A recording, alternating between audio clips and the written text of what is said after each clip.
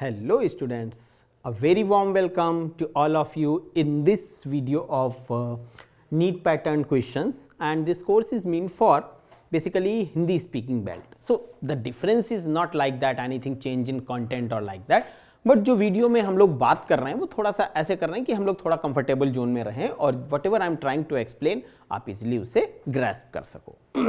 Language is a big barrier.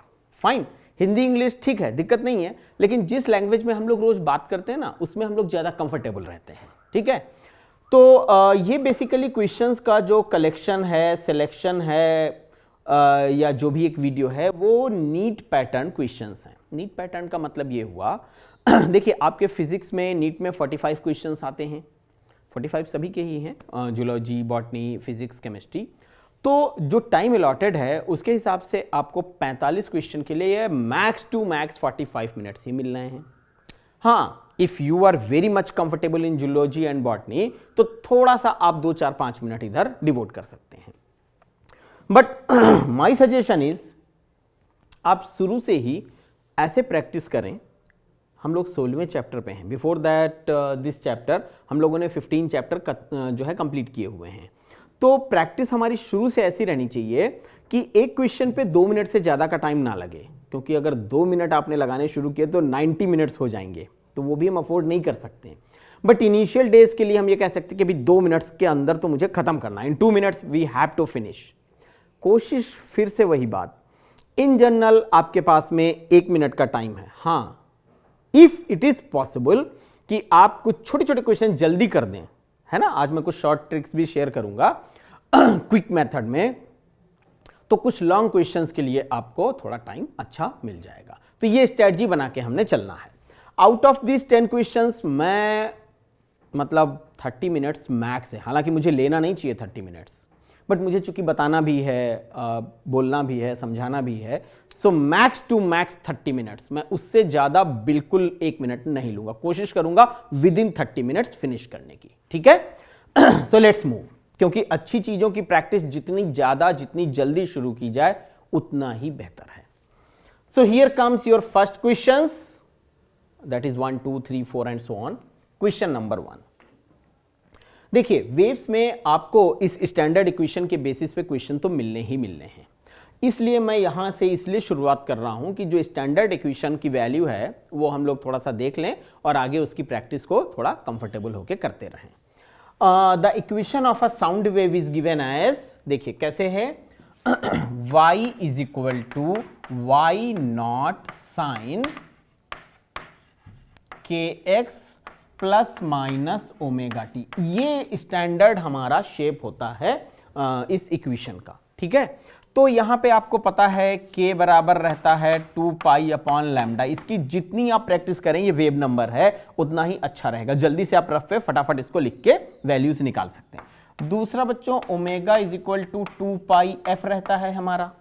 ठीक, अगर इस तरीके से घर में आपने प्रैक्टिस शुरू की कि जल्दी से फॉर्मूला लिखा, टर्म्स लिख लिए, तो एक ऐसी सिचुएशन आएगी when you are going to be so comfortable with the formula that without writing the formula आपको टर्म्स जो है वो समझ, अच्छा यहां पे ये लिखना है, ये वैल्यूज गिवन है, ये वैल्यूज लाइक दैट. ठीक है, तो आपसे क्वेश्चन में पूछा गया है कि फाइंड द वेवलेंथ. अब मुझे किसी और पॉइंट पे सोचने की जरूरत है ही नहीं. मुझे सीधा क्या करना चाहिए, मुझे इस kx को इस kx के साथ कंपेयर करना चाहिए. सिंपल सी बात है, क्या गिवन है क्या नहीं गिवन है मुझे अब कुछ नहीं लेना देना है. ठीक, आइए तो जब मैं इसको कंपेयर करूंगा तो देखिए क्या मिलेगा मुझे. मैं यहां लिख रहा हूं कि kx is equal to 62.4 into X. तो ये जो बेकार हो गया, और इतना सब कुछ आपको मन में ही करना है, इतना फास्ट सीखना है. यहां मैं तो करके दिखा रहा हूं, बट आपको ऐसा नहीं करना है. ठीक, तो लैम्डा मुझे मिल गया अपॉन 62.4. सॉल्व कर लीजिए, सीधा सीधा आपको मिल गया lambda is equal to 0.1 unit. ठीक है, यानी कि B is the correct option. तो अगर हमारी प्रैक्टिस अच्छी है, जो मैसेज मैं इस क्वेश्चन से आपको कन्वे करना चाह रहा हूं, प्लीज डोंट गो कि सॉल्यूशन क्या है। सबसे पहले यह समझिए, हम इन 10 क्वेश्चन के थ्रू आपका कोई वो नहीं कर सकते। मेन थीम जो है वो ये कि what exactly the crux of the matter, message क्या मैं कन्वे करना चाह रहा हूं। ऐसे क्वेश्चंस में अगर आपकी प्रैक्टिस अच्छी है तो मेरा अपना यह मानना है कि अराउंड 40 सेकेंड्स सफिशिएंट। भाई कंपेयर ही तो करना था मुझे, और वैल्यूज भी देखिए कितनी सिंपल हैं, है ना। बस अगर मैं कमिट होके गलतियां ना करूं तो ऐसे में गलतियां नहीं होनी चाहिए। तो 40 सेकेंड्स में मुझे ऐसे क्वेश्चंस को कर लेना चाहिए। प्रैक्टिस मेरी इस टाइप से होनी चाहिए। After that question number 2। Now ध्यान दीजिएगा, वेलोसिटी ऑफ साउंड वेव्स। एक चीज मैं और मेंशन करना चाहूंगा, हम लोग जब क्वेश्चन पढ़ रहे हैं ना, तो हमारा पूरा फोकस क्वेश्चन पे होना चाहिए, सो दैट हमें 1 या 2 बार पढ़ने से ही क्वेश्चन समझ में आ जाए। अदरवाइज अगर मैं 3-4 बार सिर्फ क्वेश्चन पढ़ के समझने की कोशिश कर रहा हूं तो आप उम्मीद करो कि फिर कितना ज्यादा टाइम आप वेस्ट कर रहे हैं। इसका मतलब यह हुआ कि शायद आपका फोकस नहीं बन पा रहा है, तो वो उसकी भी प्रैक्टिस करनी है, ठीक है। Velocity of sound waves in air is 330 metre per second. For a particular sound in air, a path difference of 40 centimeter is equivalent to a phase difference of 1.6 pi. Find the frequency of the wave. Phase difference और path difference दोनों का एक formula है ना, दोनों terms को correlate करने का। अगर वो फार्मूला मुझे याद है, आसानी से क्वेश्चन मेरा हो जाएगा विदिन 1 मिनट। नहीं याद है तो बहुत सारे फार्मूले हमें याद नहीं रखने, इतनी अच्छी प्रैक्टिस करनी है कि हमारा हाथ अपने आप उस फॉर्मूले को लिखना शुरू कर दे। चलिए, तो सबसे पहले हम लोग फेज डिफरेंस और पाथ डिफरेंस का जो फॉर्मूला है उसे जरा मेंशन करते हैं, ठीक है। तो हमारे पास है फेज डिफरेंस, ध्यान रखिएगा ये अलग से मैं मेंशन कर रहा हूं। Phase difference is equal to 2 pi upon lambda into path difference, ठीक। ये रिजल्ट हमें याद रखना है, बेसिक सा रिजल्ट है एकदम, ठीक। अब अगर ये रिजल्ट मुझे याद रहेगा तो आइए हम लोगों को निकालना क्या है और गिवन क्या क्या। हमें निकालनी है फ्रीक्वेंसी, ठीक। फ्रीक्वेंसी के लिए, ठीक। अच्छा आइए जरा देखते हैं, इसकी वैल्यू मुझे गिवन है, ठीक। पाथ डिफरेंस ऑफ 40 सेंटीमीटर, तो अभी जो मैंने फॉर्मूला लिखा था उसमें मुझे पाथ डिफरेंस गिवन है, ठीक है। तो 1.6 पाई, द फ्रीक्वेंसी एफ। तो अगर मुझे लैम्डा मिल जाए तो वी तो गिवन है मुझे, है ना, तो एफ निकल जाएगा। अच्छा, लैम्डा मिलने के लिए मुझे क्या करना चाहिए, तो देखिए आप लोग, पाथ डिफरेंस गिवन है आपको, ठीक है, और फेज डिफरेंस भी गिवन है। अभी मैंने जो फार्मूला लिखा था उसमें पाथ डिफरेंस और फेज डिफरेंस को 2 पाई अपॉन लैम्डा से कोरिलेट करने वाला एक फार्मूला था।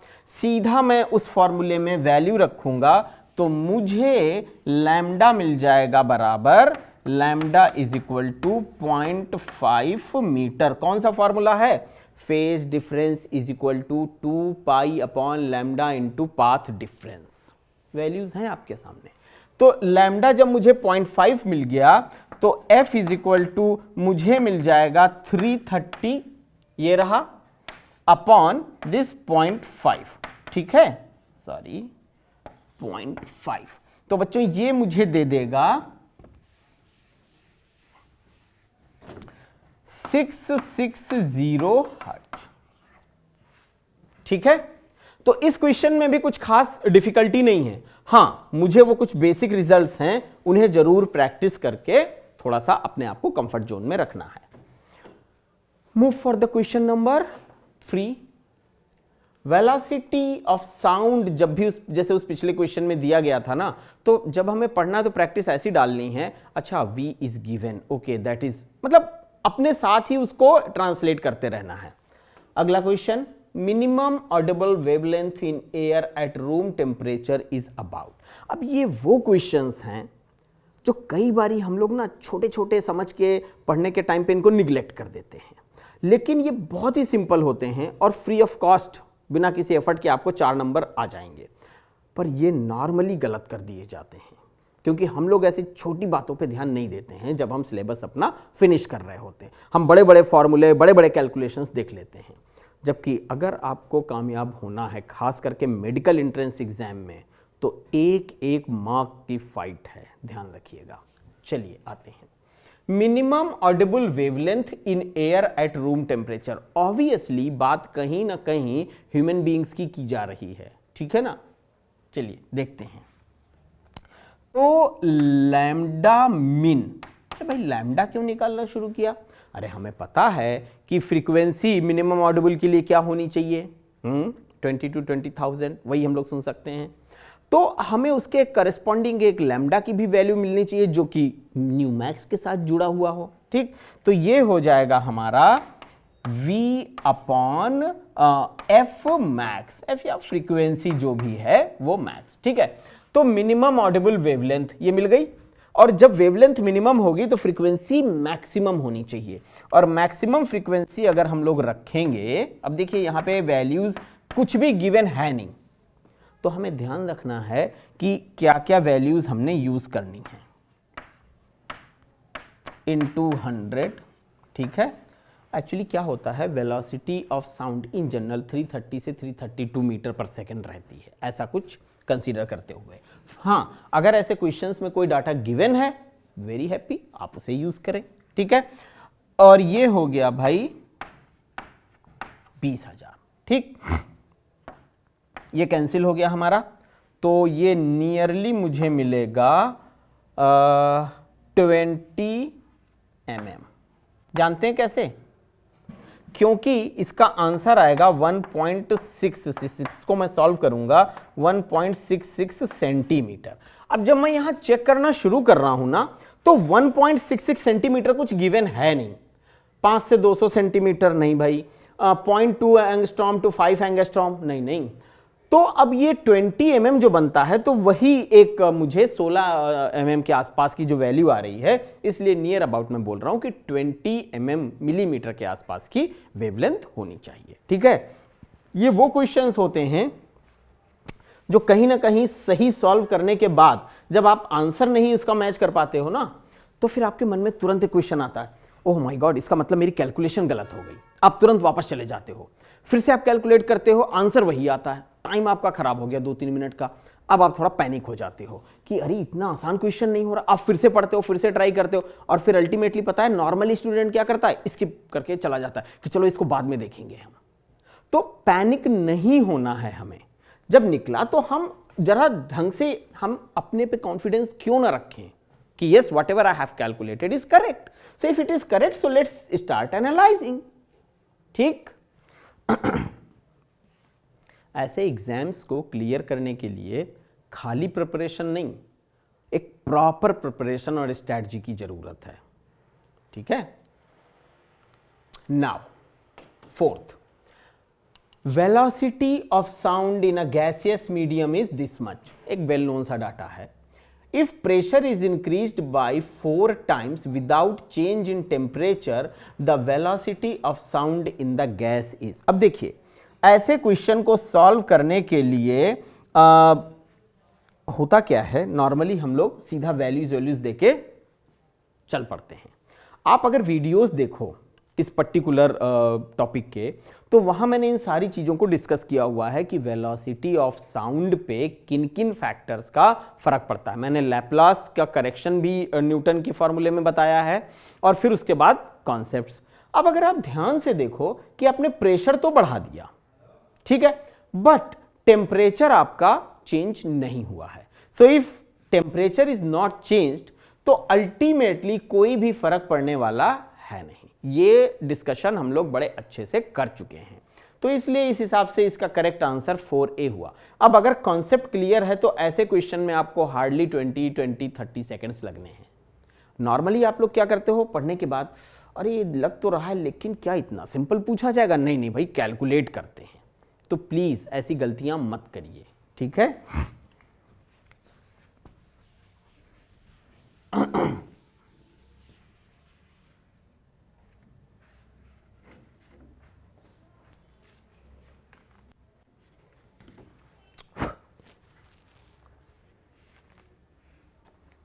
Now let's move on to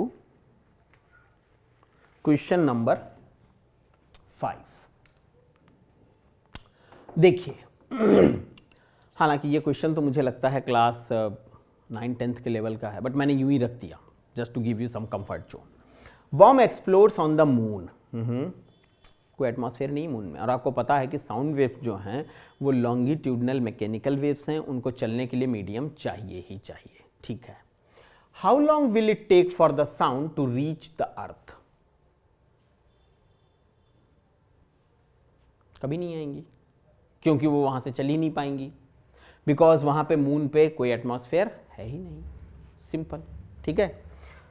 तो चूंकि होता क्या है ना, जब इस चैप्टर को शुरू करते हैं तो पहली 2-3 लाइनें जो आपकी बुक में मेंशन है वो क्या है? Sound waves are mechanical longitudinal waves. All mechanical waves always required a medium to travel. Mechanical longitudinal मतलब particles of the medium vibrates in the direction of the wave propagation. इतना सब पढ़ लेते हैं, इधर से पढ़ते हैं उधर से आउट. और फिर जब ऐसा क्वेश्चन दिया जाता है, क्या है क्लास 9th का, वो जो पहली 2-3 लाइनें हैं ना, just the examiner is interested to check कि हाँ भाई क्या आपने पढ़ा था उसको. That is the simple way. ठीक है. Then it comes question number 6. An echo repeats 2 syllables. Fine.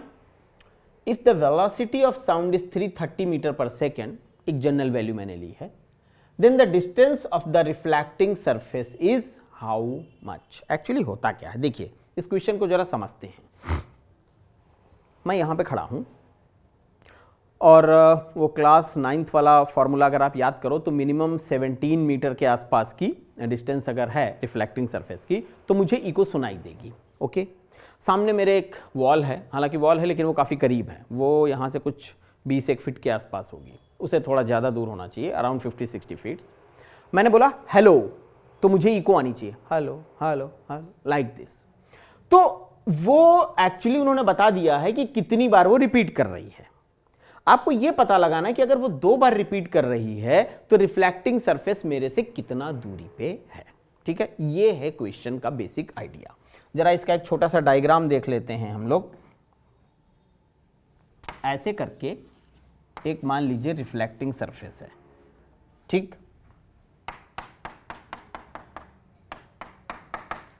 और यहां पे सपोज मैं ही खड़ा हो जाता हूं और साउंड जाती है. ठीक. तो पहला पॉइंट जो कह रहा है वो ये कि टाइम फॉर 2 SYLLABLES. ठीक है. ये कितना आएगा भाई? तो ये आएगा 2/5 सेकेंड. आप लोगों में से बहुत सारे लोग सोच रहे होंगे ये क्या 2/5? अरे भाई याद करिए, 10 seconds with in 1/10 seconds ear drum पे हमें साउंड सुनाई देता है, और विद इन 1/16 सेकेंड हमारे रेटिना पे इमेज बनी रहती है. ठीक है. तो वो मैंने यहां पे ये ले लिया हुआ है 2/5. ठीक. चलिए, ये डायग्राम और ये नंबर जब मुझे क्लियर हो गया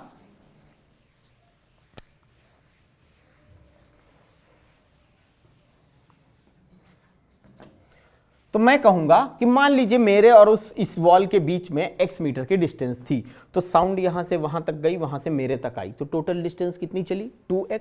ठीक है. सो 2x बेसिकली मुझे लिखना चाहिए x + x, बट वो आना तो अल्टीमेटली 2x ही है, v × t. ठीक. टाइम आपको पता है, वेलोसिटी आपको गिवन है, x निकालने के लिए मुझे क्या करना चाहिए? तो सीधी सी बात है कि x मेरा निकल के आएगा इंटू 2/5/2. ठीक. तो ये हो गया 66 मीटर्स. सीधा आंसर ए आपका ऑप्शन आ गया. ठीक है. अब ये क्वेश्चन है तो सिंपल, लेकिन अगर हमें ये विजुअलाइज नहीं हो पा रहे हैं, समझ नहीं आ रहे हैं, then it's going to be really difficult for all of us to understand.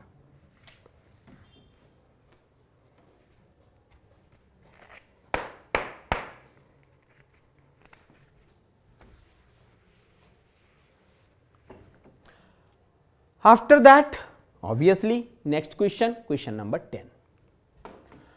Now, when two waves of almost equal frequencies n1 and n2. n1 n2 में इक्वल ऑलमोस्ट होने का मतलब है कि 2 4 5 हर्ट्ज का डिफरेंस, एक मामूली सा यूनिट मतलब यूनिटी वाला डिफरेंस है, 150 का डिफरेंस नहीं है. Are produced simultaneously, that is this way, n1 n2, कुछ इस टाइप से. Then the time interval between successive maxima is how much? Okay. Well, I will put this question in the category of simple. Reason is it's a direct factual you can say question. Fine. बहुत simple basic सा concept और उसके facts पे based question है. तो आपके पास ये options हैं. फिलहाल हम लोग ऑप्शंस पे बात नहीं करेंगे, हम लोग जरा जो इसको सॉल्व करने के लिए अप्रोच है उसको देखेंगे. ठीक है, तो यहां मैं लाइन खींच देता हूं. Number of beats beats per second is equal to n1 difference n2. अब डिफरेंस मैंने इसलिए लिखा कि मैं मान लेता हूं कि भाई n1 n2 में से कोई भी बड़ा हो सकता है, कोई भी छोटा हो सकता है. हाँ, अगर आप श्योर हो कि भाई n1 बड़ा है तो आप n1 माइनस n2 रख लो, कोई दिक्कत नहीं है. हम लोग बाद में इसको एज पर द सॉल्यूशंस देख लेंगे. तो ये हुआ number of beats per second. Fine. Now time interval between successive beats. Fine. Between two, यहां लिख लेता हूं वरना बहुत आगे चले जाएंगे तो क्वेश्चन छुप जाएगा. ठीक है, बिटवीन टू बीट्स, तो इसे हम लोग कहेंगे सक्सेसिव मैक्सिमा. फाइन. तो ये हमारा हो जाएगा 1/n1 डिफरेंस n2. अब देख लेते हैं कि ऑप्शन क्या क्या है. तो भाई ये हो नहीं सकता, ये हो नहीं सकता, ये इसलिए नहीं होगा कि n2 माइनस n2 n1 और अपॉन n1 माइनस n2 आ जाएगा. तो n1 माइनस n2 हमने ये लिखा हुआ है डिफरेंस और वहां पे ये गिवन है, तो a जो है वो करेक्ट ऑप्शन है. ठीक है, और डिफरेंस का मतलब है अगर यहां इस तरह से है तो भाई आप श्योरिटी से ये कह सकते हो कि n1 is greater than n2. ठीक, अप्रोच आपकी इस पर्टिकुलर क्वेश्चन के लिए यही रहने वाली है.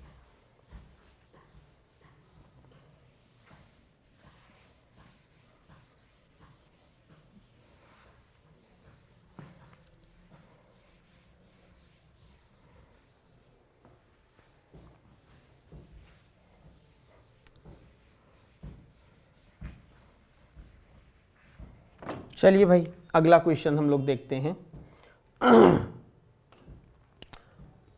A wave is represented by the equation y is equal to y naught sin omega t plus minus kx. ठीक है, अब इस इक्वेशन को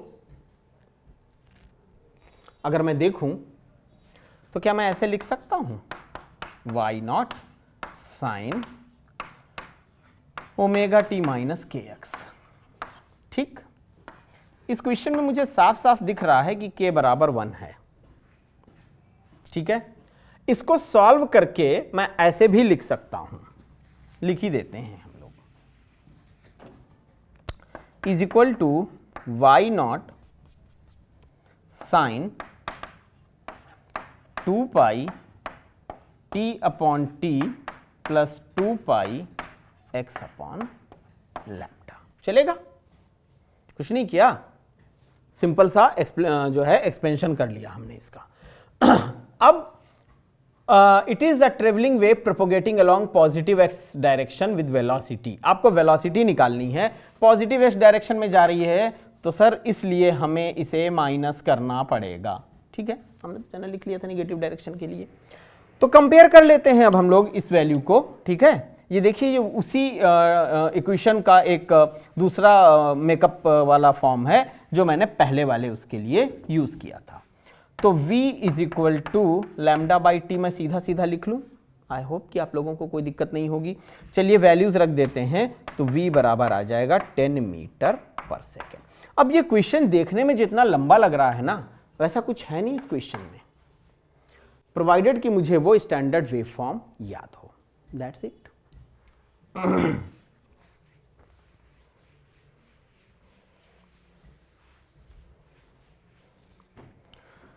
now question number 9, an open and closed organ pipe. Question को थोड़ी देर किनारे रखते हैं। एक बात मैं बता दूं आपको कि ये जो ऑर्गन पाइप है, open organ pipe, closed organ pipe, ये काफी इंपॉर्टेंट है। क्वेश्चन इससे पूछे जाने की प्रोबेबिलिटी बहुत ज़्यादा होती है, बट थोड़ा ना कंफ्यूजिंग भी है। इसका फॉर्मूला याद रखना और फिर उसको अप्लाई करना। तो मैं ये सजेस्ट करूंगा आप लोगों को कि वेव्स अगर आप कर रहे हैं, जो कि आपको करना चाहिए क्लास 11th का टॉपिक, तो प्लीज ऑर्गन पाइप के कॉन्सेप्ट पे आप लोग थोड़ा सा अलग से एम्फेसाइज जरूर करें। ठीक है, चलिए क्वेश्चन देखते हैं। An open and close organ pipe, दोनों मैंने ले लिए हैं, हैव द सेम लेंथ। अच्छा, हमारी वेलोसिटी, वेवलेंथ, लेंथ, फ्रीक्वेंसी में क्या क्या रिलेशन है ओपन और क्लोज के लिए, वो जरूर रिवाइज करिए। The ratio of pth mode of frequency of vibration of to pipes is how much. यहां तो मैं आपको इसका सिर्फ सोल्यूशन ही दूंगा, लेकिन मैं जरूर फिर से रिक्वेस्ट एंड सजेस्ट करूंगा कि इसको जरूर थोड़ा सा पॉलिश करके रखिए। ठीक है, तो आइए इसको हम लोग देखते हैं। ओपन पाइप, ठीक, तो ओपन पाइप में n बराबर होता है PV अपॉन 2L, ठीक, और क्लोज के लिए होता है, दूसरे रंग की चौक यूज करते हैं, या एक काम करते हैं, इसको यहां लिख देते हैं PV अपॉन 2L, ठीक है।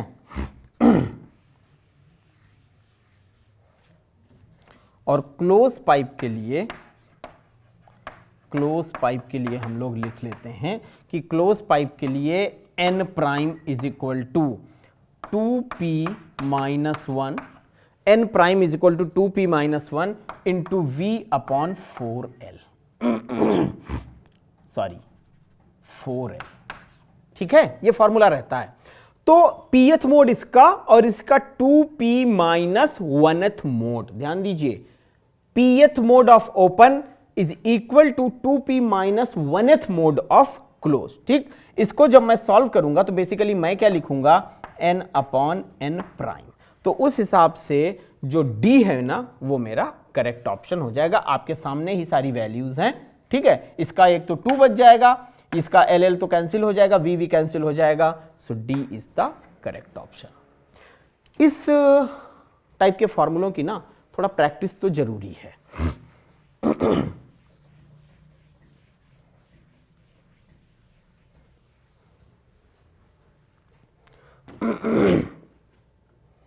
आइए क्वेश्चन नंबर 10 पे चलते हैं। In two similar wires of tension 16 newton and T, ये सितार, गिटार, इस टाइप के जितने भी इंस्ट्रूमेंट्स हैं, तो उसमें आप टाइट करते हो, फिर उसको प्ले करते हैं हम लोग, है ना। तो उसी टाइप का ये क्वेश्चन है कि दो सिमिलर वायर्स हैं, एक में टेंशन 16 न्यूटन का है और दूसरे में 16 न्यूटन से ज़्यादा का है, और उस टेंशन को हमने टी नाम दिया हुआ है। 3 बीट्स जो है वो हमें मिल रही हैं, है ना, दोनों वायर से। तो टी की वैल्यू कितनी होगी, ठीक है, आइए देखते हैं। T1 बराबर है 16 और T2, T जो है वो हमें पता नहीं है, ठीक। तो इतना तो गिवन है कि T2 is greater than T1 है। अगर ऐसा है तो N2 is greater than N1 होगा, है ना। तो अगर N2 ग्रेटर देन N1 है तो N2 माइनस N1 बराबर 3 है, ऐसा तो क्वेश्चन में ही गिवन है, ठीक। तो अगर ये सारी वैल्यूज गिवन है जो मैंने लिख दी, हालांकि सब कुछ दिया ही हुआ था, तो अब जरा देख लेते हैं कि फार्मूला क्या डालेंगे। हालांकि वो फार्मूला बड़ा सिंपल सा है, सभी लोगों को पता है। तो N2 upon N1 is equal to T by कितना आएगा आपका 4, ठीक। इसको आप सॉल्व कर लोगे तो आपको 46 Newton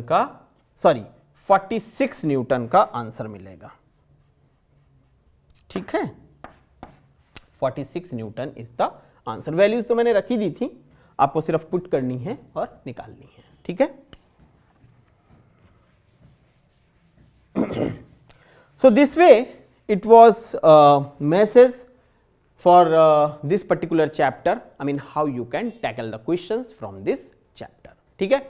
So, finally I would like to say thanks to all of you for watching this particular video, but please थोड़ा सा प्रैक्टिस जरूर करें इस चैप्टर की. वेल SHM और वेब से 2 से 3 क्वेश्चन बहुत अच्छी प्रोबेबिलिटी रहती है, तो क्यों हम अपने अराउंड 8 to 12 मार्क्स को लूज करें, जबकि सिंपली हमें पता है कि क्या हमें करना है. ठीक है. So with this hope that you will try to follow the suggestions. Take care of your self. Thanks a lot.